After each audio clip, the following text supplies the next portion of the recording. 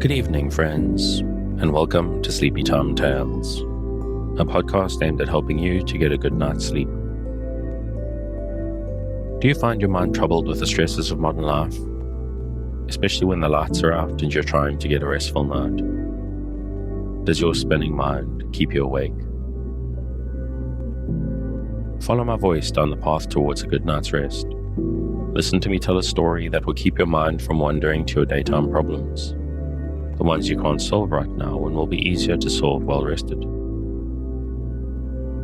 Listen to my voice and allow yourself to drift, following the twists and turns of the story, but slowly letting go and drifting into sleep. Let my voice wash over you at a comfortable volume and allow yourself to be distracted from the stresses and worries that play on your mind. Whether you need help falling asleep or going back to sleep in the middle of the night, you can trust me to keep you company and help you to wake up tomorrow in a rested state. You may need to try out Sleepy Time Tales for a few nights to get used to this slightly strange idea, but I believe it will be well worth your while.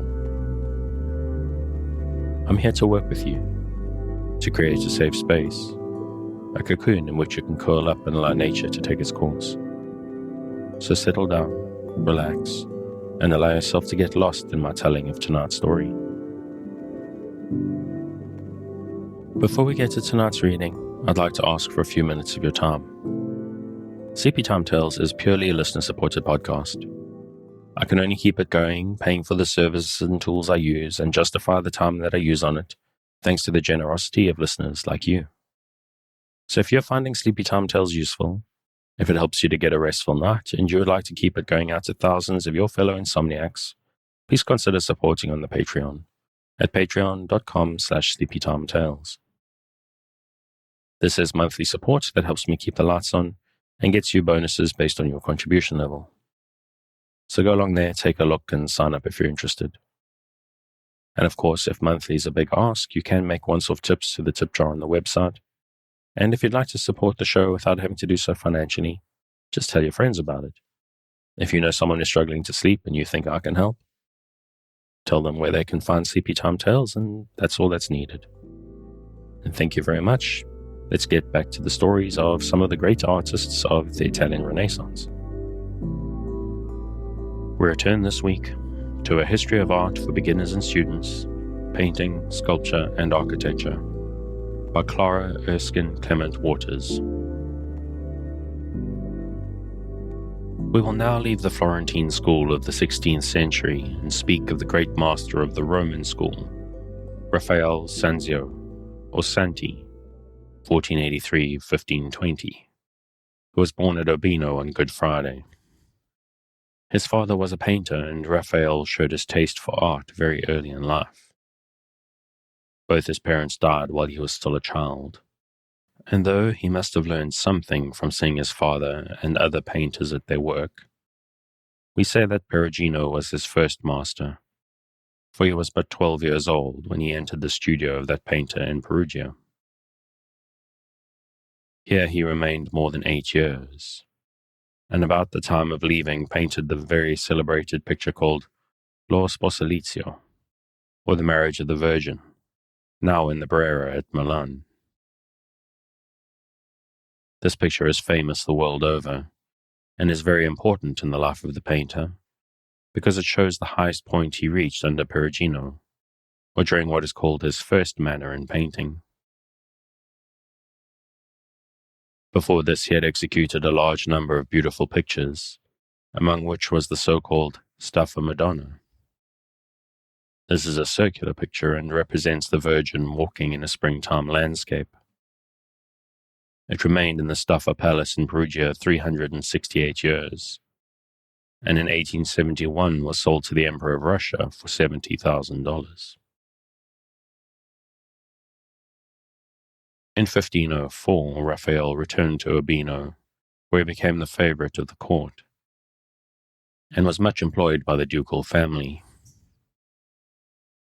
To this time belong the St. George slaying the dragon, and the St. Michael attacking Satan, now in the gallery of the Louvre. But the young artist soon grew weary of the narrowness of his life and went to Florence, where, Amid the treasures of art with which that city was crowded, he felt as if he was in an enchanted land. It is worthwhile to recount the wonderful things he saw. There were the cathedral with the dome of Brunelleschi, the Tower of Giotto, the marbles and bronzes of Donatello, the baptistry gates of Ghiberti, the pictures of Masaccio, Ghirlandaio, Fra Angelico, and many other older masters, while Michealangelo and Leonardo were surprising themselves and all others with their beautiful works. At this time, the second manner of Raphael began. During his first winter here, he painted the so-called Madonna della Granduca, now in the Pitti Gallery, and thus named because the Grand Duke of Tuscany, Ferdinand III, carried it with him on all his journeys, and said his prayers before it at morning and evening. He made a visit to Urbino in 1505, and wherever he was he worked continually, and finished a great number of pictures, which as yet were of religious subjects with few and unimportant exceptions. When he returned to Florence in 1506, the cartoon of Leonardo da Vinci's Battle of the Standard and Michelangelo's Bathing Soldiers revealed a new world of art to Raphael. He saw that heroic, exciting scenes could be represented by painting, and that vigor and passion could speak from the canvas as powerfully as Christian love and resignation. Still, he did not attempt any new thing immediately. In Florence, he moved in the best circles. He received orders for some portraits of nobles and wealthy men, as well as for Madonnas and holy families. Before long, he visited Bologna and went again to Urbino, which had become a very important city under the reign of Duke Guidobaldo. The King of England, Henry VIII, had sent to this duke the decoration of the Order of the Garter. In return for this honor, the duke sent the king rich gifts, among which was a picture of St. George and the Dragon by Raphael. While at Urbino, this time, he painted his first classic subject, the Three Graces. Soon after, he returned the third time to Florence, and now held much intercourse with Fra Bartolomeo, who gave the younger artist invaluable instruction as to his color and drapery. In 1508, among a great number of pictures, he painted the Madonna, which is called La Bella Giardiniera, and is now one of the treasures of the Louvre. The Virgin is pictured in the midst of a flowery landscape, and it has been said that a beautiful flower girl, to whom Raphael was attached, was his model for the picture. This picture is also a landmark in the history of Raphael, for it shows the perfection of his second manner, and the change that had come over him from his Florentine experience and associations. His earlier pictures had been full of a sweet, unearthly feeling, and a color which could be called spiritual was spread over them. Now his Madonnas were like beautiful, earthly mothers. His colors were deep and rich, and his landscapes were often replaced by architectural backgrounds, which gave a stately air where all before had been simplicity. His skill in grouping, in color, and in drapery was now marvelous, and when in 1508 the Pope, who had seen some of his works, summoned him to Rome, he went, fully prepared for the great future which was before him, and now began his third, or Roman manner of painting. The Pope was Julius II, who held a magnificent court, and was ambitious for glory in every department of life, as a temporal as well as a spiritual ruler, and as a patron of art and letters, as well as in his office of the protector of the Holy Church. He had vast designs for the adornment of Rome, and immediately employed Raphael in the decoration of the first of the stands, or halls of the Vatican, 4 of which he had ornamented with magnificent frescoes before his death. He also executed wall paintings in the Chigi, Paris, and in a chapel of the Church of Santa Maria della Paz. With the exception of a short visit to Florence, Raphael passed the remainder of his life in Rome. The amount of work which he did as an architect, sculptor, and painter was marvelous, and would require the space of a volume to follow it, and name all his achievements step by step. So I shall only tell you of some of his best-known works, and those which are most often mentioned. While he was working upon the halls of the Vatican, Julius II died. He was succeeded by Leo X, who was also generous a patron to Raphael, who thus suffered no loss of occupation from the change of popes. The artist became very popular and rich. He had many pupils, and was assisted by them in his great frescoes, not only in the Vatican, but also in the Farnesina Villa, or Chigi Palace. Raphael had the power to attach men to him with devoted affection, and his pupils gave him personal service gladly. He was often seen in the street with numbers of them in attendance, just as nobles were followed by their squires and pages. He built himself a house in the court of the city called the Borgo, not far from the Church of St. Peter's, and during the remainder of his life was attended by prosperity and success. One of the important works which he did for Leo X was the making of cartoons, or designs to be executed in tapestry for the decoration of the Sistine Chapel, where Michealangelo had painted his great frescoes. The Pope ordered these tapestries to be woven in the looms of Flanders, from the richest materials, and a quantity of gold thread was used in them. They were completed and sent to Rome in 1519, and were exhibited to the people the day after Christmas, when all the city flocked to see them. In 1527, when the Constable de Bourbon allowed the French soldiers to sack Rome, these tapestries were carried away.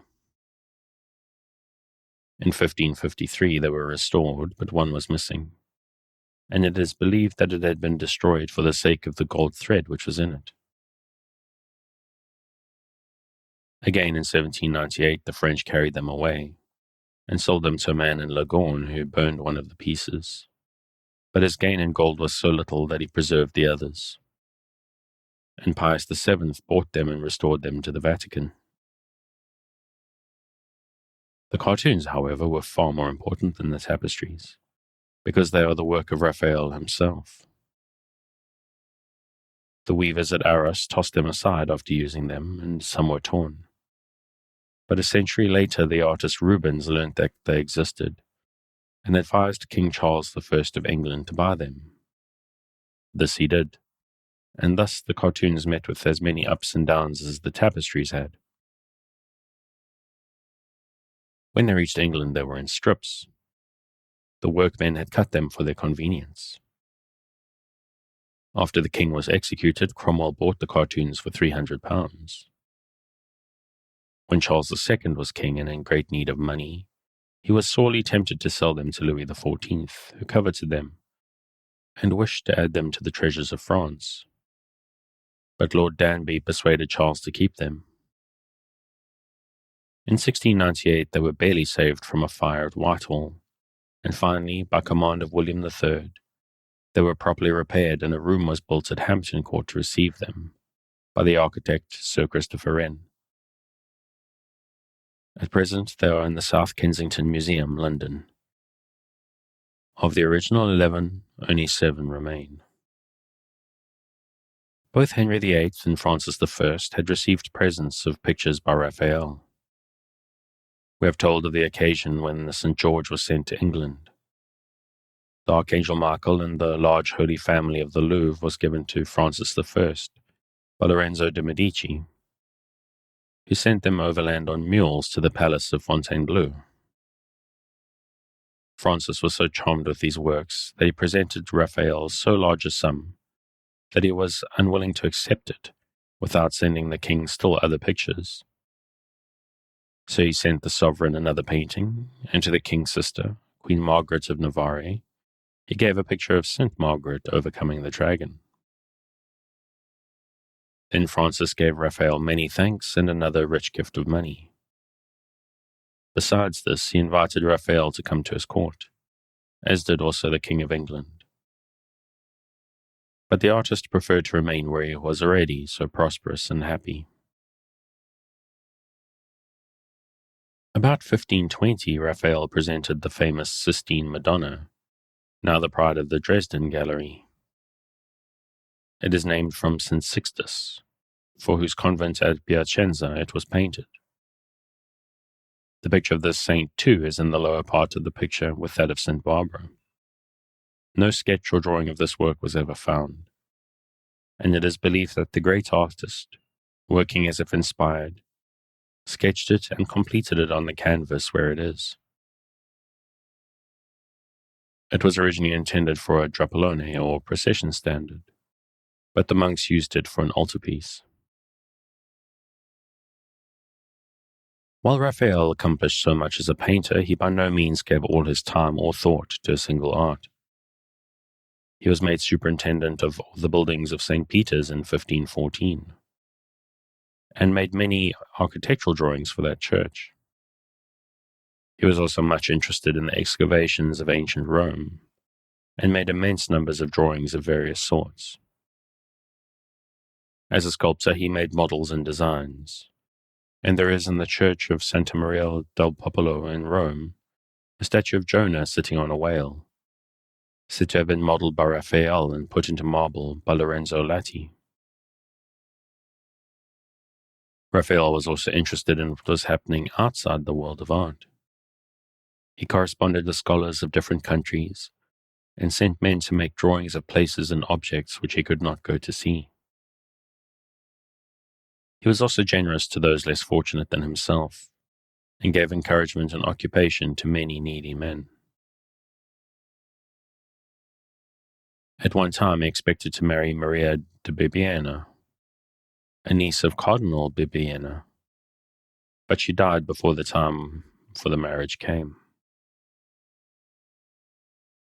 While Raphael was making his great successes in Rome, other famous artists also were there, and there came to be much discussion as to their merits, and especially as to the comparative work of Michealangelo and Raphael. At last, when this feeling of rivalry was at its height, the Cardinal Giulio de' Medici, afterward Pope Clement VII, gave orders to Raphael and Sebastian del Piombo to paint 2 large pictures for the Cathedral of Narbonne. The subject of Sebastian's picture was the raising of Lazarus, and it has always been said that Michealangelo made the drawing for it. Raphael's picture was the Transfiguration, and proved to be his last work, for before it was finished he was attacked by fever and died on Good Friday, 1620, which was the 37th anniversary of his birth. All Rome mourned for him. His body was laid in state, and the Transfiguration was placed near it. Those who had known him went to weep while they gazed upon his face for the last time. He had chosen his grave in the Pantheon, near to that of Maria Bibbiena, his betrothed bride. The ceremonies of his burial were magnificent, and his body was followed by an immense throng dressed in mourning. Above his tomb was placed an inscription in Latin, written by Pietro Bembo, which has for its last sentence these words: "This is that Raphael by whom nature feared to be conquered while he lived, and to die when he died." Raphael had also requested Lorenzo Lorenzetti to make a statue of the Virgin, to be placed above his resting place. He left a large estate and gave his works of art to his pupils, Giulio Romano and Francesco Penni. His house to Cardinal Bibbiena, a sum to buy another house, the rent of which should pay for 12 masses to be said monthly, for the repose of his soul, from the altar near his grave. This was observed until 1705, when the income from the house was not enough to support these services. For many years there was a skull at the Academy of St. Luke in Rome, which was called that of Raphael, but there was no proof of this, and in 1833 some antiquarians received the consent of the Pope to their searching for the bones of Raphael in his grave in the Pantheon. After 5 days of careful work and removing the pavement in several places, the skeleton of the great master was found, and with it such proofs of its being his as left no room for doubt. Then a second great funeral service was held. The Pope, Gregory XVIII, gave a marble sarcophagus in which the bones were placed, and reverently restored to their first resting place.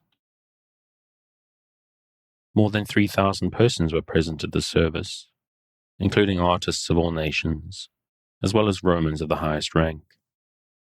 They moved in procession about the church, bearing torches in their hands, and keeping time to beautiful chants from an invisible choir.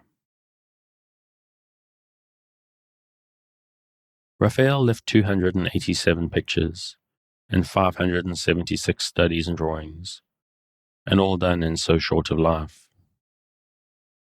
Considering him and the story of his life, we find that it was not any one trait or talent that made his greatness, but it was the rare union of gifts of genius with a personal charm that won all hearts to him. His famous picture of Saint Cecilia, with its sweetness of expression and lovely color, his union of earthly beauty with spiritual feeling, is a symbol of the harmonious and varied qualities of this prince of painters. Giulio Romano, 1492 to 1556, was the favorite pupil of Raphael, and the heir to a part of his estate, but his remaining works would not repay us for a study of them. Of course, the influence of so great a master as Raphael was felt outside of his own school, and in a sense all Italian art of his time was modified by him. His effect was very noticeable upon a Sienese painter, Bazzi or Razzi, called Il Sodoma, 1477 to 1549, who went to Rome and was under the immediate influence of Raphael's works. He was almost unrivaled in his power to represent beautiful female heads. His important works were frescoes, many of which are in the churches of Siena. Doubtless Bazzi was lost in the shadow of the great Raphael, and had he existed at a time a little more distant from that great man, he would have been more famous in his life. During the 16th century, the Venetian school reached its highest excellence. The great difference between it and the school of Florence was that the latter made beauty of form the one object of its art, while the Venetian painters combined with grace and ease the added charm of rich, brilliant color. Giorgio Barbarelli, called Giorgione, 1477 to 1511, was the first great artist of Venice who cast off the rigid manner of the Bellini school, and used his brush and colors freely, guided only by his own ideas and inspired by his own genius. He was born at Castelfranco and was early distinguished for his personal beauty. Giorgione means George the Great, and this title was given him on account of his noble figure. He was fond of music, played the lute well, and composed many of the songs he sang. He also had an intense love of beauty. In short, his whole nature was full of sentiment and harmony, and with all these gifts he was a man of pure life. Mrs. Jamieson says of him, "If Raphael be the Shakespeare, then Giorgione may be styled the Byron of painting." There is little that can be told of his life. He was devoted to art and passionately in love with a young girl of whom he told one of his artist friends, Morto de Feltri. This last proved a traitor to Giorgione, for he too admired the same girl, and induced her to forsake Giorgione and go away with him. The double treachery of his beloved and his friend caused the painter such grief that he could not overcome his sadness, and when the plague visited Venice in 1511, he fell a victim to it in the very flower of his age. Much of the work of Giorgione has disappeared, for he executed frescoes which the damp atmosphere of Venice has destroyed, or so injured that they are of no value. His smaller pictures were not numerous, and there is much dispute as to the genuineness of those that are called by his name. He painted very few historical subjects. His works are principally portraits, sibyls, and religious pictures. Among the last, the altarpiece at Castelfranco holds the first place. It represents the Virgin and Child between St. Francis and Liberale, and was painted before 1504. Giorgione gave an elevated tone to his heads and figures. It seemed as if he painted only the beginnings of a superior race, and as if they must all be fitted to do great deeds. His fancy was very fruitful, and in some of his works he pictured demons, sea monsters, dogs, apes, and such creatures with great effect. In clearness and warmth of colour, Giorgione is at the head of the Venetian painters. In truth, it seems as if the colour was within them, and showed itself without in a deep, luminous glow. The most important of Giorgione's scholars was called Fra Sebastiano del Piombo. His real name was Luciani, and he was a native of Venice, 1485 to 1547. This artist excelled in his colouring, and in the effect he gave to the atmosphere of his work, making it a broad chiaroscuro, or clear obscure, as it really means. This is an art term which is frequently used, and denotes a sort of mistiness which has some light in it, and is gradually shaded off, either into a full light or a deep shadow. But from the earliest efforts of this artist, it was plain that he had no gift of composition. Neither could he give his pictures an elevated tone or effect. For this reason, his portraits were his best works, and these were very fine. A portrait of his in the National Gallery, London, and another in the Startled Gallery at Frankfurt, are both said to be of Giulia Gonzaga, the most beautiful woman of her day in Italy. In 1553, Ippolito de' Medici, who was madly in love with her, sent Sebastian with an armed force to Fondi to paint her portrait. It was finished in a month and was said to be the best ever painted by Sebastian. It was sent to France as a gift to Francis I, and its present abiding place is not known. While Raphael was at the height of his fame in Rome, the banker Chigi invited Sebastian to that city, and in the Fiorentina he painted works which were very inferior beside Raphael's. Then Sebastian tried to improve by study under Michealangelo. This last great master would not compete with Raphael himself, but he was very jealous of the fame of the younger man, and it is said that he aided Sebastian, and even made designs for him, in the hopes that thus he might eclipse Raphael.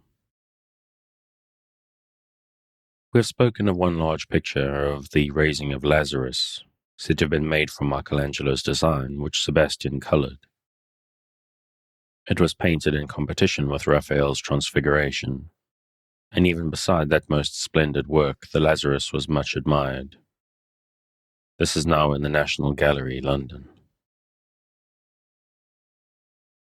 After Raphael's death, Sebastian was called the first painter in Rome, and was made a Piombatore. It was necessary to be an ecclesiastic to hold this office, and it is on account of this that he gave up his real name, and became a friar. He wrote to Michealangelo, "If you were to see me as an honourable lord, you would laugh at me. I am the finest ecclesiastic in all Rome. Such a thing had never come into my mind, but God be praised in eternity.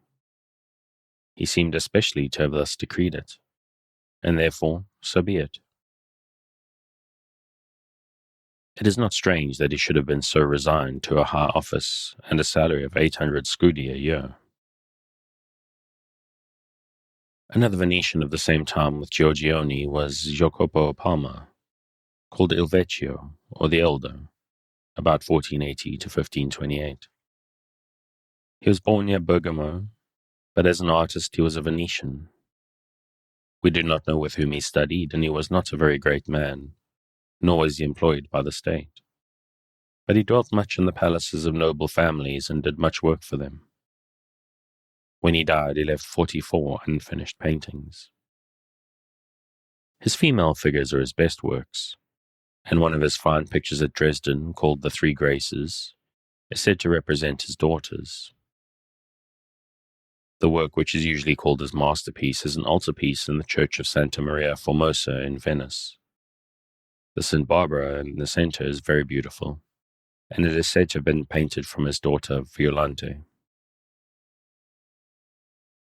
The greatest master of the Venetian school was called Titian, though his real name was Tiziano Vicelli, and sometimes Cadore is added to this because of his having been born in that village, 1477 to 1576.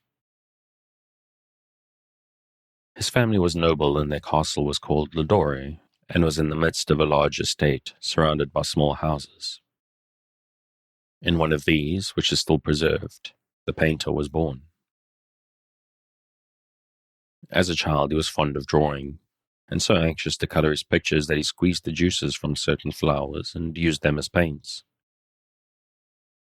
When but 9 years old, he was taken to Venice to study, and from this time was called a Venetian.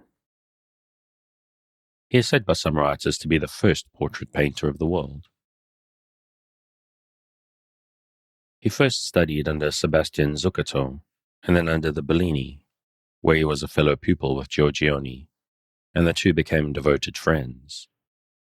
At the time when they were just coming to be men and were filled with great hopes of future greatness. After a time when Titian was about 30 years old, the two were employed on the Fondaco dei Tedeschi, or the exchange for German merchants in Venice. Here the frescoes of Titian were more admired than those of Giorgione, and the latter became so jealous that they ceased to live together as they had done, and there is cause for believing that they were never good friends again. But after the early death of Giorgione, Titian completed the works he had left unfinished, and no doubt sincerely mourned for him. One of the most celebrated pictures by Titian is the Presentation in the Temple, which was painted for the Church of the Brotherhood of Charity, called in Italian La Scuola della Carità. This church is now the Academy of Fine Arts in Venice, where the picture still remains. It represents the Virgin Mary when 3 years old, entering the temple, and the high priest receiving her at the entrance. All around below the steps is a company of friends who have been invited by her father and mother to attend them on this important occasion. The picture is full of life and action, and is gorgeous in its coloring. Several of the figures are said to be portraits, one being that of Titian himself. Among his female portraits, that of Caterina Cornaro, Queen of Cyprus, is celebrated. Also one called Flora. Both of these in the Uffizi Gallery in Florence, where nearby in the Pitti is La Bella, or the Beautiful Lady of Titian. He also made many portraits of his daughter Lavinia, who was very beautiful. Sometimes he represented her as a fruit or flower girl, again as Herodias, and in various characters. One of the finest of these is at Berlin, where she is in a very rich dress and holds up a plate of fruit. It is one of his best works. Titian's fame extended throughout Italy, and even all over Europe, and the Duke of Ferrara invited him to his court. The artist went and there painted 2 very famous mythological pictures, besides portraits and other works. One of these important subjects was Bacchus and Ariadne, and it is now in the National Gallery, London. The second was a Venus, surrounded by more than 60 children and cupids. Some are climbing trees, others shoot arrows in the air, while still others twine their arms around each other. This is now in Madrid. While at Ferrara, the Pope, Leo X, asked Titian to go to Rome, but he longed for his home. He wished for his yearly visit to Cadore, and he declined the honourable invitation and returned to Venice. In 1530, Titian's wife died, leaving him with 2 sons, Pomponio and Orazio, and his daughter Lavinia. In the same sad year, the Emperor Charles V and Pope Clement VII met at Bologna. All the most brilliant men of Germany and Italy were also there, and Titian was summoned to paint portraits of the 2 great heads of church and state, and of many of the notable men among their followers. When the painter returned to Venice, he was loaded with honours and riches. He bought a new house at Berry Grande, opposite the island of Murano. It commanded fine views, and its garden was beautiful. The landscapes of his pictures soon grew better than they had been, and no wonder when he could always see the Friuli Alps in the distance, with their snow-capped peaks rising to the clouds. Near him was the Murano, like another city with its towers and domes, and then the canals, which at night were gay with lighted gondolas bearing fair ladies hither and thither. Here Titian entertained many people, and some of them were exalted in station. The house was called Casa Grande, and on one occasion, when a cardinal and others invited themselves to dine with him, Titian flung a purse to his steward, saying, "Now prepare a feast, since all the world dines with me." While living at Casa Grande, the artist saw the most glorious years of his life. It seemed that every person of note in all Europe, both men and women, desired their portraits at his hand. One only, Cosmo I, Grand Duke of Florence, refused to sit to him. If these pictures could be collected together, most of the famous persons of his time would be represented in them. After he was 60 years old, Titian made a second journey to Ferrara, Urbino, and Bologna. This time he painted a portrait of Charles V, with a favourite dog by his side. After this, in 1545, at an invitation from Pope Paul III, the great master went to Rome. While there he painted many wonderful pictures. Among them, one of the Pope with his 2 grandsons was very remarkable. It is now in the Museum of Naples. He left Rome when he was 69 years old. And I think I'm going to call it there. Titian lived a long life, and there's still a little bit of way to go before I move on to the next artist, so we'll do that next time. As always, if you'd like to pick up where I'm leaving off, you can find the original on Project Gutenberg at the link in the show notes. Thanks again for joining me on this episode of Sleepy Time Tales, the podcast designed around a bedtime story to help you get a restful night. New episodes will be released every Sunday night to give you something fresh to help you rest in a new week. But make sure to follow or subscribe in whatever service you use so that you get your new episodes whenever they come out. Good night, and sweet dreams.